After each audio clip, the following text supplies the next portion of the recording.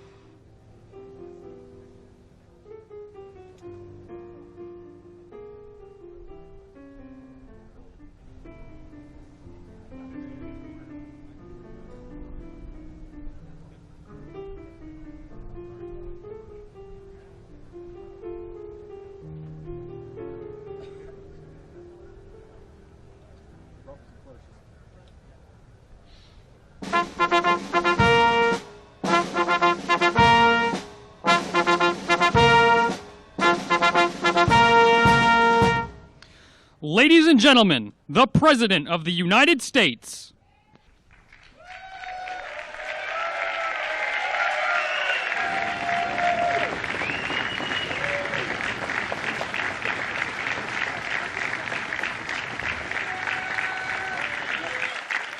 Thank you very much. Thank you. Nice crowd. What a good-looking group of people. Well, we have some very, very good news today, and a lot of good things are happening for our country. Please sit down. My fellow Americans, this is Liberation Day, waiting for a long time. April 2nd, 2025 will forever be remembered as the day American industry was reborn, the day America's destiny was reclaimed, and the day that we began to make America wealthy again. We're going to make it wealthy, good and wealthy. For decades, our country has been looted, pillaged, raped, and plundered by nations near and far, both friend and foe alike.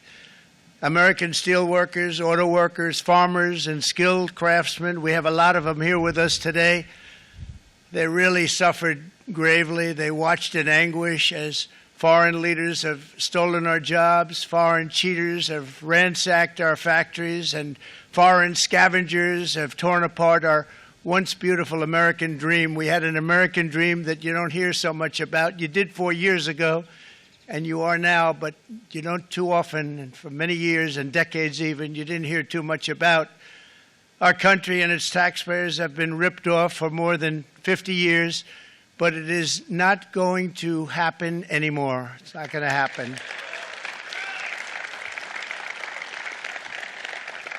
In a few moments, I will sign a historic executive order instituting reciprocal tariffs on countries throughout the world. Reciprocal, that means they do it to us and we do it to them. Very simple. Can't get any simpler than that. This is one of the most important days, in my opinion, in American history. It's our declaration of economic independence. For years, hardworking American citizens were forced to sit on the sidelines as other nations got rich and powerful, much of it at our expense.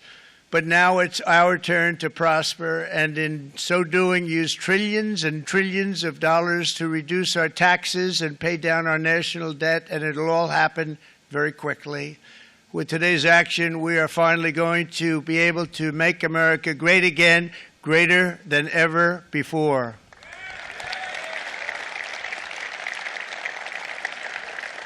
Jobs and factories will come roaring back into our country, and you see it happening already. We will supercharge our domestic industrial base. We will pry open foreign markets and break down foreign trade barriers. And ultimately, more production at home will mean stronger competition and lower prices for consumers. This will be indeed the golden age of America. It's coming back. We're going to come back very strongly. We're pleased to be joined on this momentous occasion by Vice President J.D. Vance. J.D., thank you. Thank you. Thank you very much. Where are you, J.D.? No, that wasn't too hard to find. I was looking, he likes to take a low-key attitude, so it'd usually be sitting right in front. He's gaining a lot of confidence, Mike, isn't he? And nearly my entire cabinet is here, as well as Speaker Mike Johnson, who's done an amazing job. And with the great success we had last night in Florida, we have a majority of 7. And 7's like a lot when we had it at 1, right? You've done a fantastic job. And many of the members of the House and Senate are with us. Senators, Congressmen, thank you all for being with us. We appreciate it.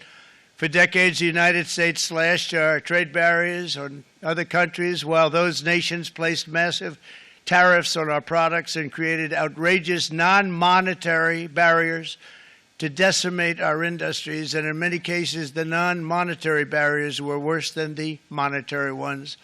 They manipulated their currencies, subsidized their exports, stole our intellectual property, imposed exorbitant VAT taxes to disadvantage our products, adopted unfair rules and technical standards and created filthy pollution havens. They were absolutely filthy, but they always came to us and they said, we're violating, we should pay for it. It's all detailed in a very big report by the U.S. Trade Representative on Foreign Trade Barriers, and I'll just hold it up for you. It's available, and you don't have to pay too much. As I understand it, you'll pay nothing. It's a lot of work for something, actually, because it's a special book. It's very, frankly, it's very upsetting when you read it, when you see what people have been doing to us for 30 years. This all happened with no response from the United States of America, none whatsoever. But those days are over. Let me offer just a few examples of the vicious attacks our workers have faced for so many years. The United States charges other countries only a 2.4 tariff on motorcycles. Meanwhile, Thailand and others are charging much higher prices, like 60%. India charges 70%. Vietnam charges 75%, and others are even higher than that. Likewise, until today, the United States has for decades charged a 2.5 tariff. Think of that, 2.5% on foreign-made automobiles. The European Union charges us more than 10% tariffs, and they have 20% VATs, much, much higher. India charges 70%, and perhaps worst of all are the non-monetary restrictions imposed by South Korea, Japan, and very many other nations. As a result of these colossal trade barriers, 81% of the cars in South Korea are made in South Korea. 94% of the cars in Japan are made in Japan. Toyota sells 1 million foreign-made automobiles into the United States, and General Motors sells almost none. Ford sells very little. None of our companies are allowed to go into other countries. And I say that, friend and foe, and in many cases the friend is worse than the foe in terms of trade. But such horrendous imbalances have devastated our industrial base and put our national security at risk. I don't blame these other countries at all for this calamity. I blame former presidents and past leaders who weren't doing their job. They let it happen, and they let it happen to an extent that nobody can even believe. That's why, effective at midnight, we will impose a 25% tariff on all foreign-made automobiles.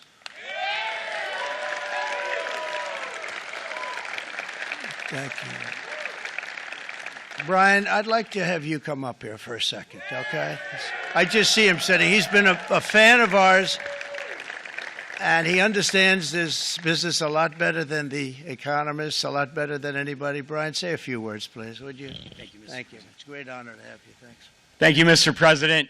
I grew up just north of Detroit, Michigan, in Macomb County, known as the home of the Reagan Democrats. My first vote for president was for Ronald Reagan. I thought that was going to be the best president I ever saw in my lifetime until Donald J. Trump came along. I have watched my entire life, I have watched plant after plant after plant in Detroit and in the metro Detroit area close. There are now plants sitting idle. There are now plants that are underutilized, and Donald Trump's policies are going to bring product back into those underutilized plants. There's going to be new investment. There's going to be new plants built. And the UAW members, and I brought 20 of them with me, they're sitting right over here. We support Donald Trump's policies on tariffs 100%. So, Mr. President, we can't thank you enough. And in 6 months or a year, we're going to begin to see the benefits. I can't wait to see what's happening 3 or 4 years down the road. Thank you, Mr. President. Thank you so much. Thank you. What a great guy. He got it right from the beginning. He got it before almost anybody else. This group over there, they got it too. And you know, we won the state of Michigan. We won almost all of them, but we won Michigan by a lot, and I want to just thank you all. The auto workers were fantastic. The Teamsters were fantastic. Everyone was pretty good, I will tell you. Thank you very much. I appreciate it. You're going to be very happy very soon, and you probably see what's happening with all of the, not only car companies, but car companies in particular. You see it with All of the ones they're moving, they're announcing day in, day out. You're seeing it. Nobody's ever seen anything like that. With today's actions, we're also standing up for our great farmers and ranchers who are brutalized by nations all over the world. Brutalized. Canada, by the way, imposes a 250 to 300% tariff on many of our dairy products. They do the first can of milk. They do the first little carton of milk at a very low price, but after that it gets bad, and then it gets up to 275, 300%. So when they're figuring what's Canada charging, they say, oh, about 2%, 3%. But take a look at what happens down the road. When you look a little bit, it's not a pretty picture, and we don't like it, and it's not fair. It's not fair to our farmers. It's not fair to our country. And with countries like Canada, you know, we subsidize a lot of countries and keep them going and keep them in business. In the case of Mexico, it's $300 billion a year. In the case of Canada, it's close to $200 billion a year. And I say, why are we doing this? Why are we doing this? I mean, at what point do we say you got to work for yourselves, and you got to? This is why we have the big deficits. This is why we have that amount of debt that's been placed on our heads over the last number of years, and we're really not taking it anymore.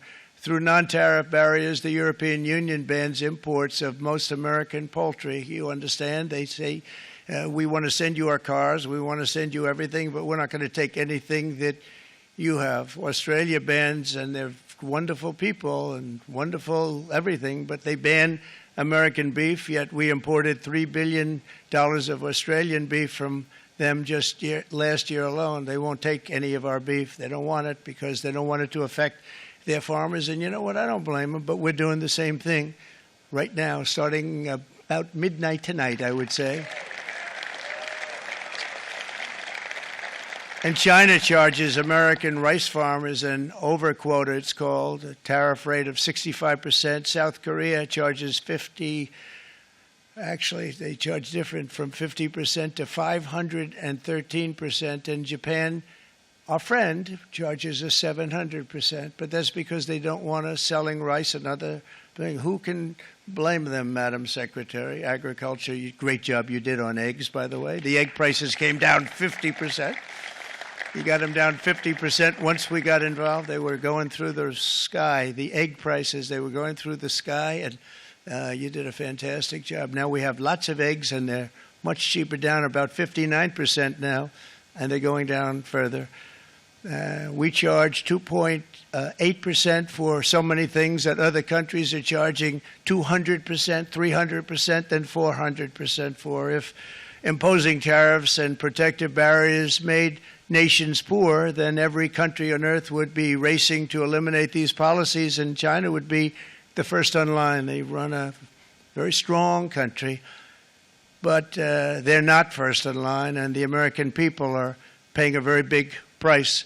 From 1789 to 1913, we were a tariff-backed nation, and the United States was proportionately the wealthiest it has ever been. So wealthy, in fact, that in the 1880s, they established a commission to decide what they were going to do with the vast sums of money they were collecting. We were collecting so much money so fast, we didn't know what to do with it. Isn't that a nice problem to have? What do you think, Marco? Good problem? Marco would love that problem. But we don't have that problem anymore, but we're not going to have it very much longer, I will tell you. But they collected so much money, they actually formed a commission to determine what they were going to do with the money, who they were going to give it to, and how much. Then in 1913, for reasons unknown to mankind, they established the income tax so that citizens, rather than foreign countries, would start paying the money necessary to run our government.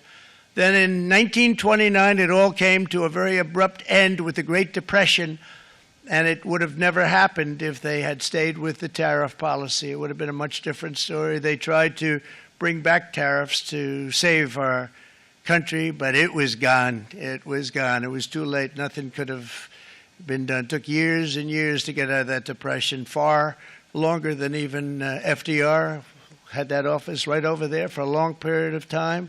The ramp system, that's rather intricate, was built because of him, and every time you walk up, you think of him, and he did a great job in many ways, but it lasted long beyond his terms, as you know. But it's not too late any longer, and we're going to start being smart, and we're going to start being very wealthy again. We're going to be wealthy as a country because they've taken so much of our wealth away from us. We're not going to let that happen. We truly can be very wealthy. We can be so much wealthier than any country. It's not even believable, but we're getting smart. Nearly a century later, in the face of unrelenting economic warfare, the United States can no longer continue with a policy of unilateral economic surrender. We cannot pay the deficits of Canada, Mexico, and so many other countries. We used to do it. We can't do it anymore. We take care of countries all over the world. We pay for their military. We pay for everything they have to pay. And then when you want to cut back a little bit, they get upset that you're not taking care of them any longer. But we have to take care of our people, and we're going to take care of our people first. And I'm sorry to say that.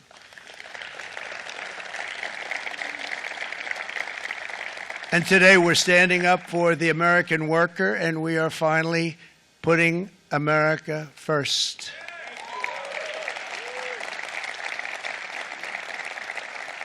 In sleepy Joe Biden's last year in office, the United States hemorrhaged 100,000 manufacturing jobs, and the number was going through the roof at levels never seen before. And our trade deficit reached a record $1.2 trillion, which is unheard of. Since the beginning of NAFTA, the worst trade deal ever made, it was a horror show. I was able to terminate it. They all said you'd never be able to get it out. We had to get approval from Congress to get it terminated. We had to live with that deal. It was the worst trade deal ever made by far. But since the very beginning of NAFTA, our country lost 90,000 factories. Think of what that is, 90,000.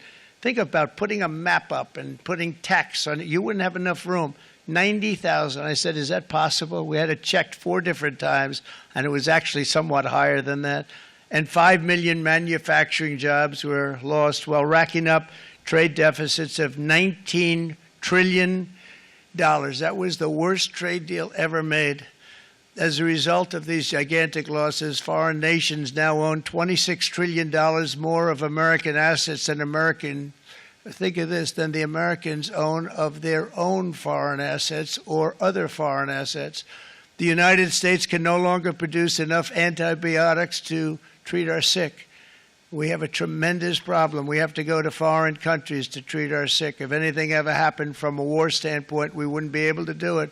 We import virtually all of our computers, phones, televisions, and electronics. We used to dominate the field, and now we import it all from different countries.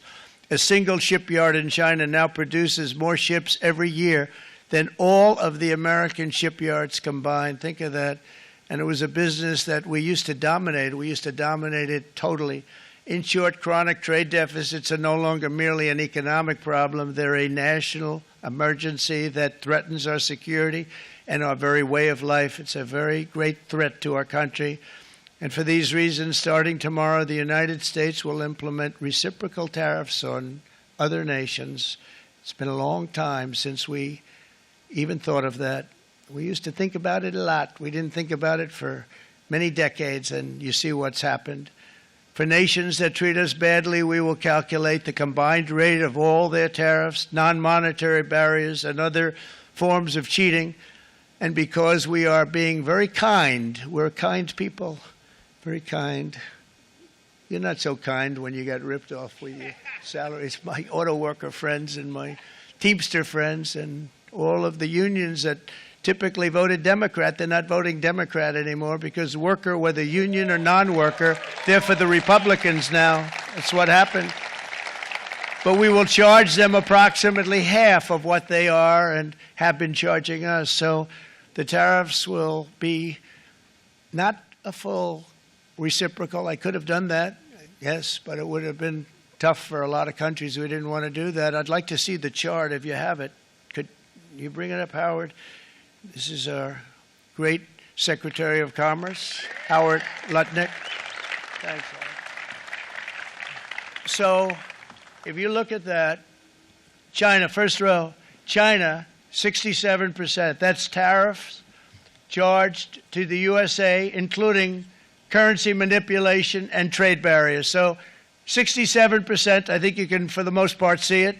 Those with good eyes, with bad eyes. We didn't want to bring, it's very windy out here. We didn't want to bring out the big charts because it had no chance of standing. Fortunately, we came armed with a little smaller chart. So 67%, so we're going to be charging a discounted reciprocal tariff of 34%. I think, in other words, they charge us, we charge them less. So how can anybody be upset? They will be, because we never charge anybody anything, but now we're going to charge. European Union, they're very tough, very, very tough traders.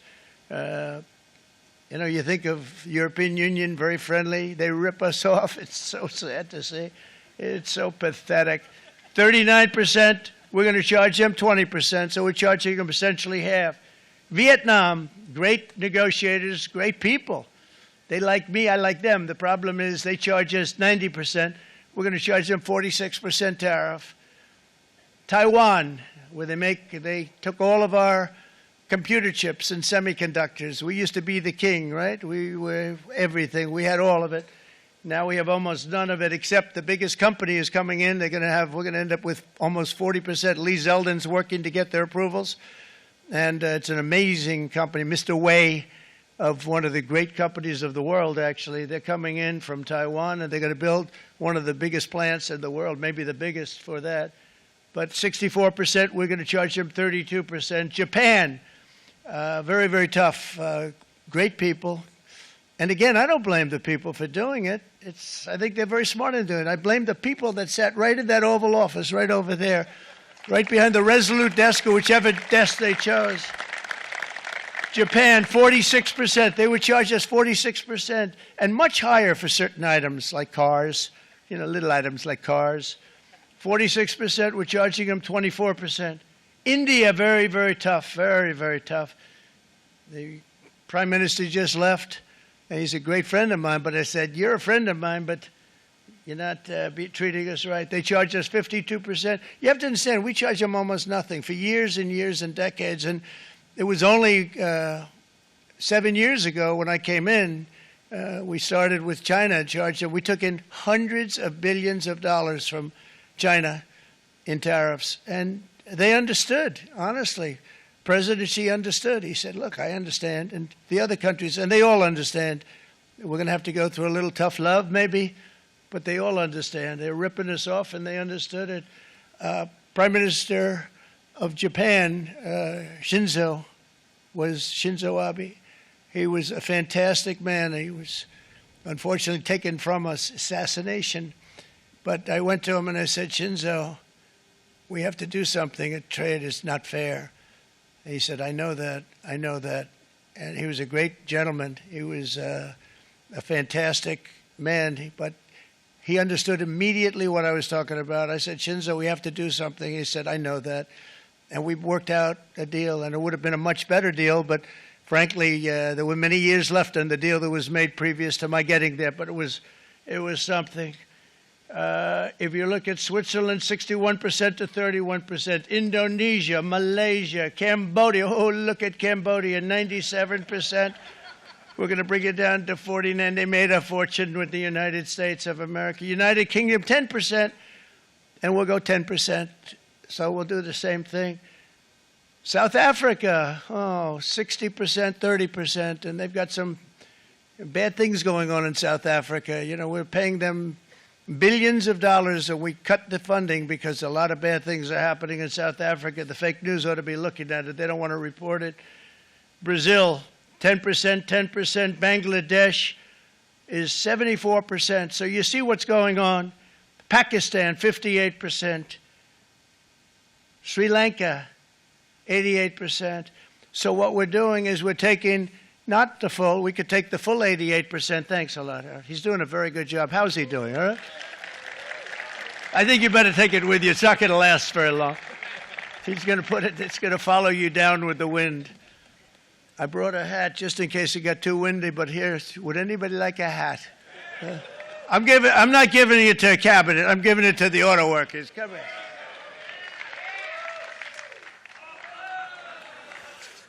Thank you, fellas. Get it. That's it. That's it. They deserve it more than our cabinet. Our cabinet has plenty of hats. But you see the numbers. The numbers are so disproportionate. They're so unfair.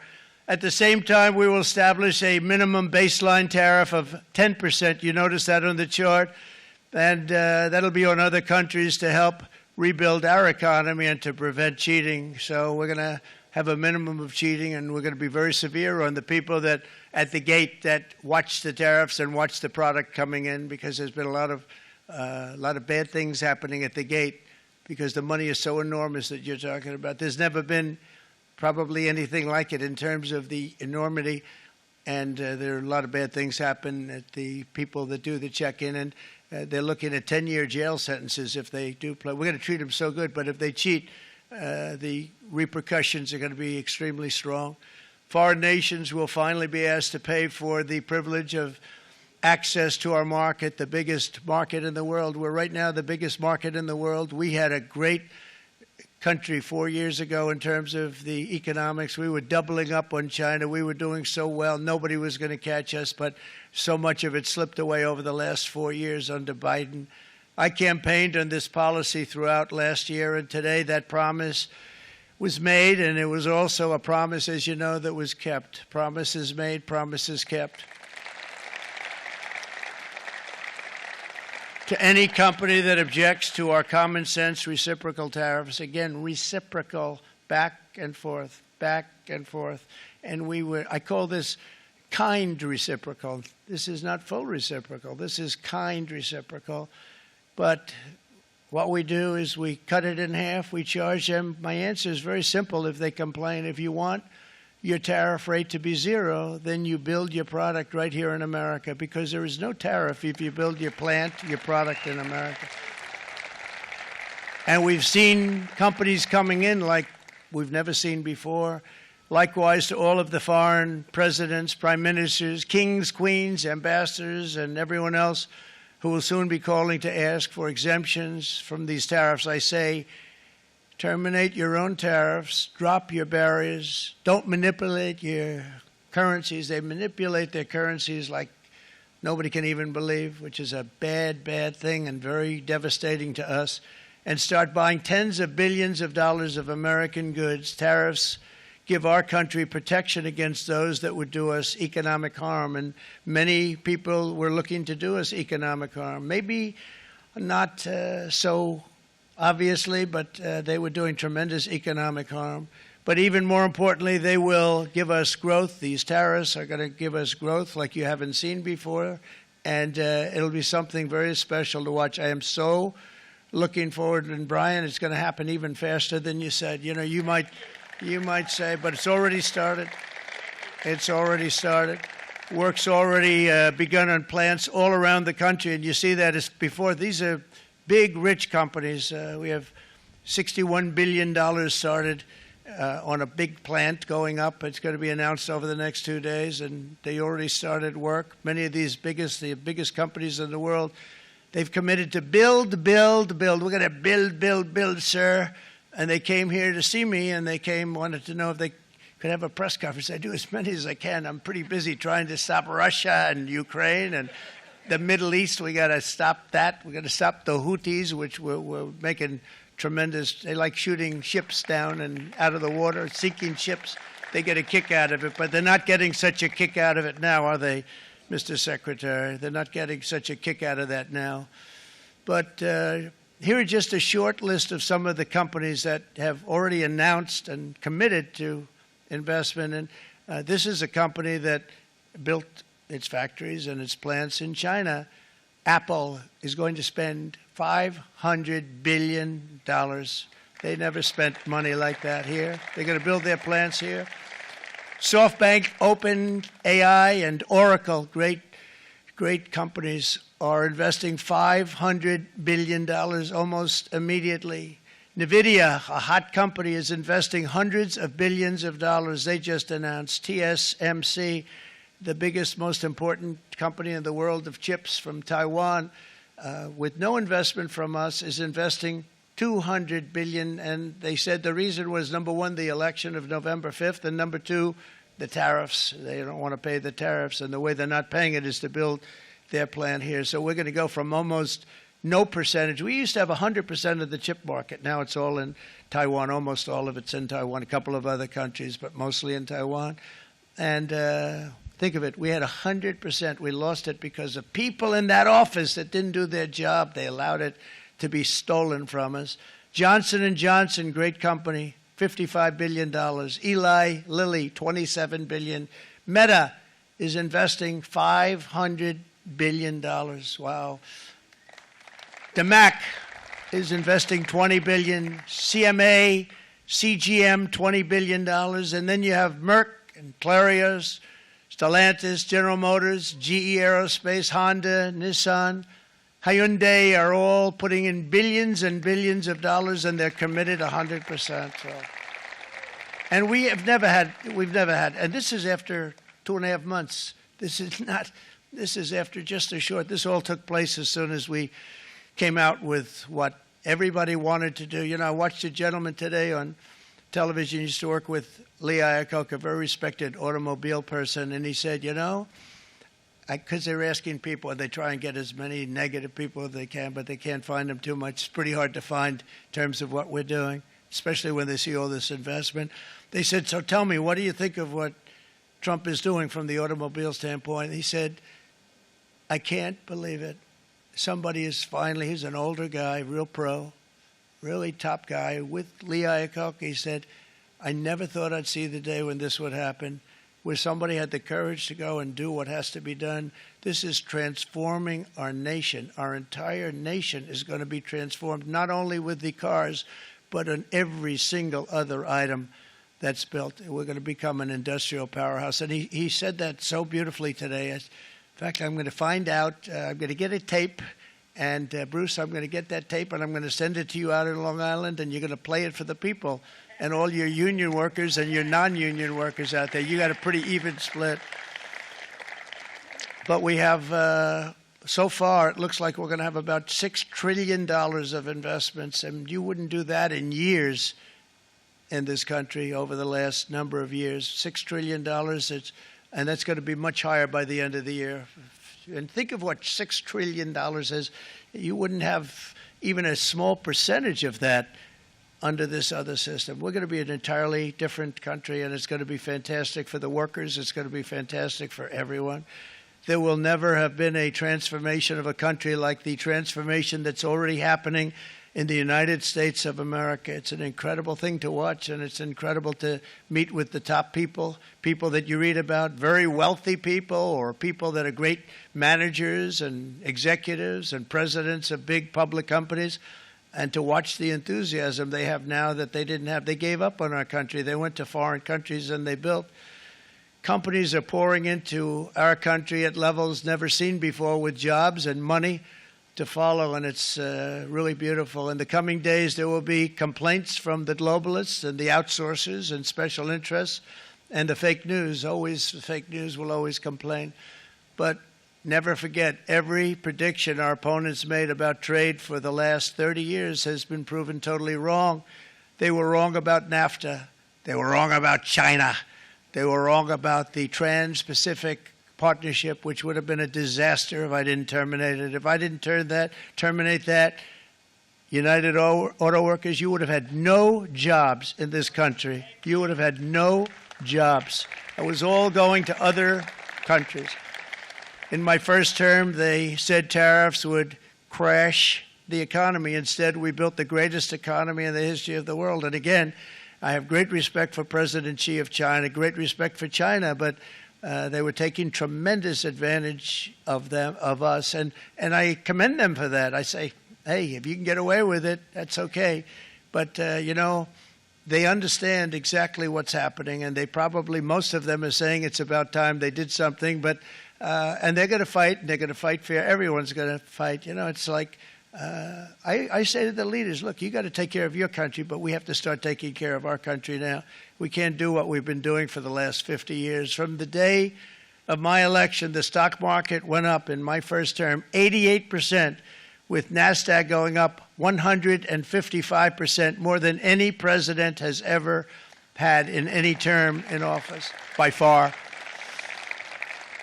And I think we're going to blow that away. And maybe the numbers won't show, but I think they're going to show much better than even those numbers. But what you're going to see is you're going to see activity, that empty, dead sites, factories that are falling down.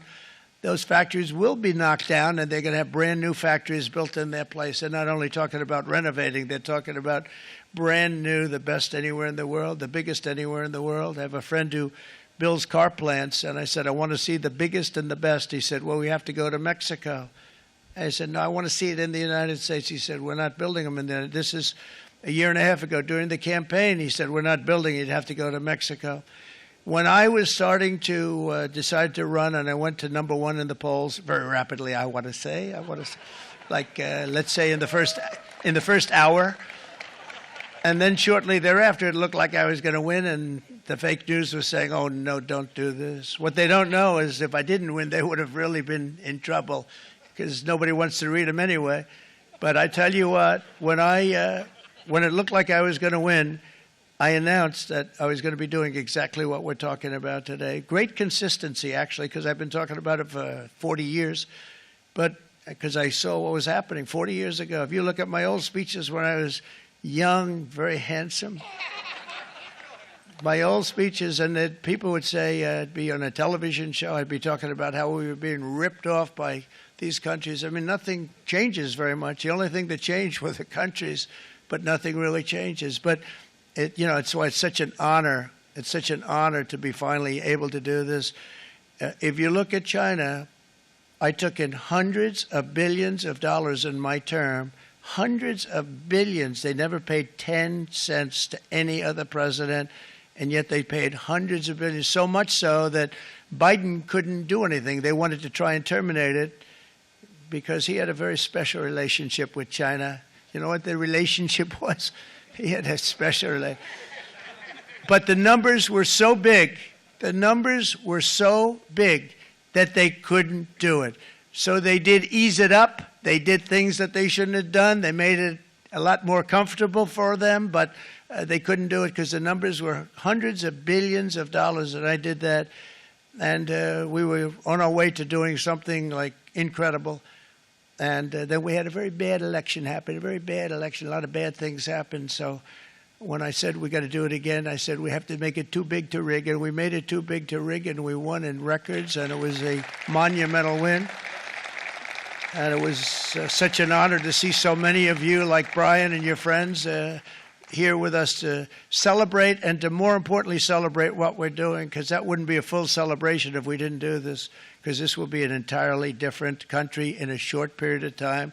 It'll be something the whole world will be talking about it. The critics made the very tired predictions earlier this year, but in February, core inflation dropped to the lowest rate in 4 years, and the price of eggs, as you know, just in a month and a half, we were there for 4 weeks. And the first week, I got blamed for eggs. I said, I just got here. They said eggs have gone up at like 250%, and you can't get eggs. And they were going crazy. And I said, I just got here. And then we got to work on eggs, and we got to work on everything. And our great Secretary of Agriculture, you did a fantastic job. Brooke Rollins, she did a fantastic job. And as I said before, the price of eggs dropped now 59%, and they're going down more, and the availability is fantastic. They were saying that for Easter, please don't use eggs. Could you use plastic eggs? I said, we don't want to do that. We want to, and you really came through. It's an amazing job. Thank you very much, Brooke. You did great. But likewise, an old-fashioned term that we use, groceries. I used it in the campaign. It's such an old-fashioned term, but a beautiful term, groceries. It sort of says a bag with different things in it. Groceries went through the roof, and I campaigned on that. I talked about the word groceries for a lot, and energy costs now are down. Groceries are down. Gasoline is way under $3, and people are beginning to be able to buy things and live again. We brought prices way down. We created 10,000 already in a few weeks, new manufacturing jobs. And it was that took place in 1 month, numbers that they haven't seen in a long time. We had virtually no inflation under my term. We had virtually no inflation for 4 years. But after transitioning over to Sleepy Joe It went from almost non-existent to the highest in the history of our country. They had the highest inflation in the history of our country, brought up by energy and bad spending and bad policy, and a lot of bad things happened. How about allowing millions and millions and millions of people to pour into our country with open borders, where it's so sad to see even now. And I see our great secretary you have done. Stand up, please, Christy. Stand up. Christy Noem. And Tom Homan. These people are doing a great job, but gotten them out in records. We have problems with judges that don't want them to go out. They want Tren de Aragua, and they want MS-13, the most vicious gangs ever. Nobody's ever seen anything like it. Absolute killer gangs. They kill people. They don't even think about it. And we put them out, and we have judges now, radical left judges that they don't want them to go out. They want them to even be brought back. Let's bring them back. You've done a fantastic job, and please thank everybody. Homeland Security, thank everybody. Appreciate it. And we now have a border that's the best border that we've ever had, even better than it was my first term. My first term we did good, but this one we really specialized in. We've done really well. And we had records then. We had the best, safest border. 4 years ago, we had the best border there ever was. And now we have, you've actually matched it and done even better. And we're going to get it down the right way. And we want people, by the way, to come into our country, but we want to come in through a legal process. We want them to come in legally. We need more people. We need people to run these plants and to help the auto workers and the Teamsters and the non-union people and everybody else. But we need people and the farmers. And we're going to let people come in, but they want to come in. We want them to come in legally. They have to have the capability of loving our country, not people that hate our country. We don't want them in our country. And now we're going to pass the largest tax cuts in American history, and that's where we're relying on Mike and John Thune. And we will not cut Social Security, Medicare, or Medicaid benefits, and the Democrats will, because if they got in, the entire economy would collapse. This country was heading for a collapse under the people that you saw. They were horrible. I think one of the reasons people like the job, I have my highest approval ratings because I think they're comparing me to the worst administration in the history of our country, so I appreciate that at least. But Speaker of the House Mike Johnson and Senate Majority Leader, appreciate it, Mike. John Thune have been fantastic, by the way. But they've been working tirelessly on taking the next step to pass the plan for our one big, beautiful bill. I'd like to name it that if you can. One big, beautiful. I made that statement about 6 months ago, and everybody calls it one big, beautiful bill. And it will be that. It'll have everything, the big tax cuts and every incentive there is. And it'll be fantastic. And by the way, for the cars, we're asking for an interest deduction on a loan. So if you build the car, only in America we do it, Brian. If the car's not built in America, you don't get the interest rate deduction. But if you build the car in America, if you buy a car, if it's built in America, then you get an interest rate deduction, tax deduction, and that's a big thing. It's going to be a big thing. I think that's going to pay for itself very quickly, that deduction. Never happened. We've never had anything like that before. Somebody said, where do you get the idea? Because it's so basic. You would think that would have happened a long time ago.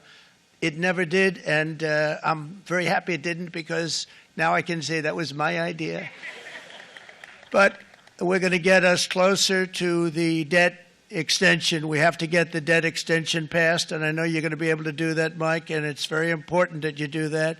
And all of the other things that the Senate budget plan gives us, along with working, because I know they're working together, John and Mike, and the two bills are going very well together. We need to get our shared priorities done, including certain permanent tax cuts. We want the tax cuts to be permanent, spending cuts, energy and historic investments in defense, border, and so much more. We're covering everything. These will be phenomenal. There'll be no bill like this going to straighten. One bill is going to straighten out our country for many, many years to come.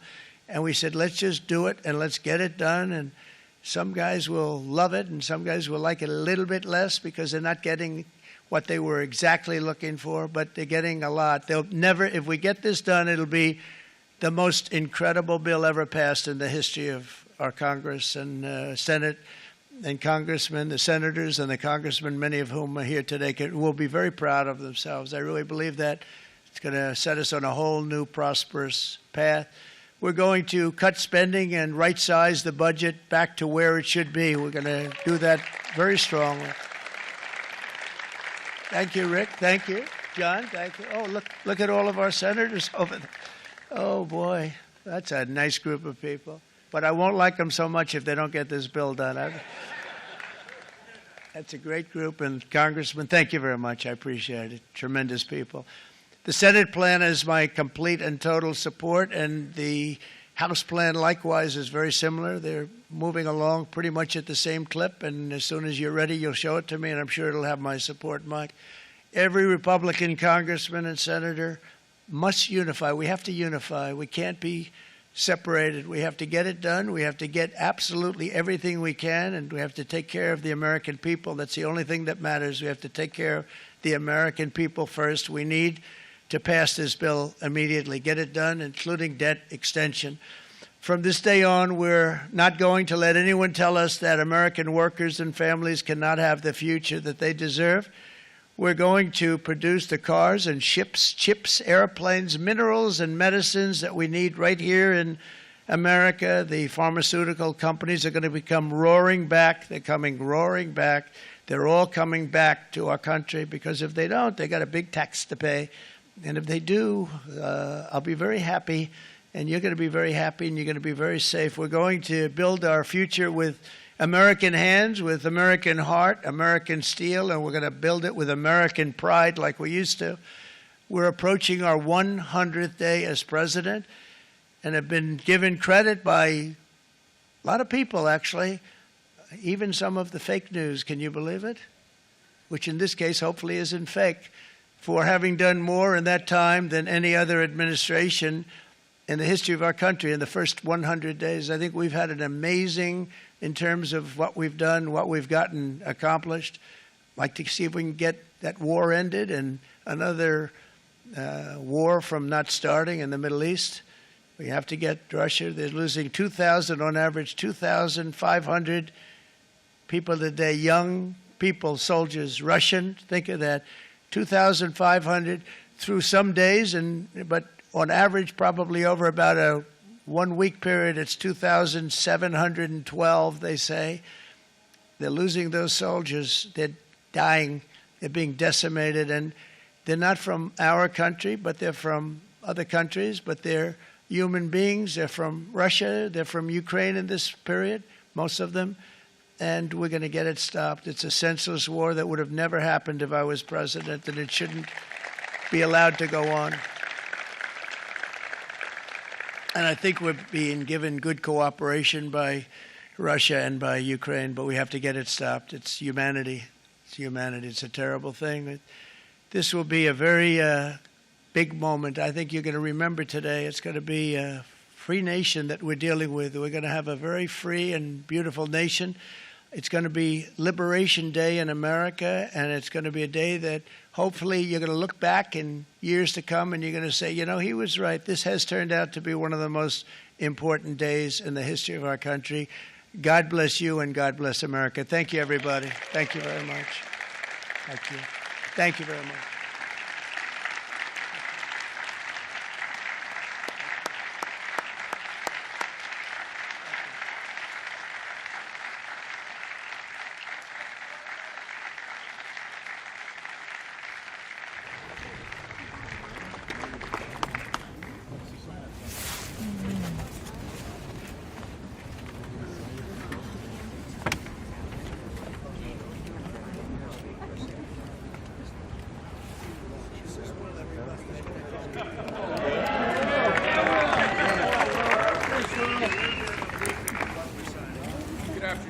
We have two documents prepared for the president's signature today. One closes what's referred to as the de minimis loophole with respect to imports from the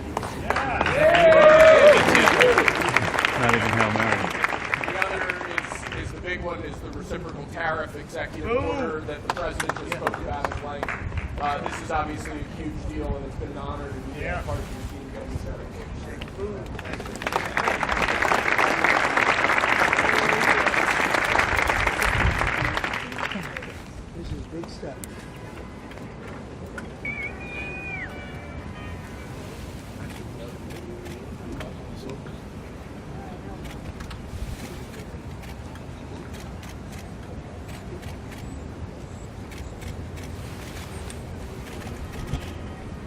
10. That's a good one. Right.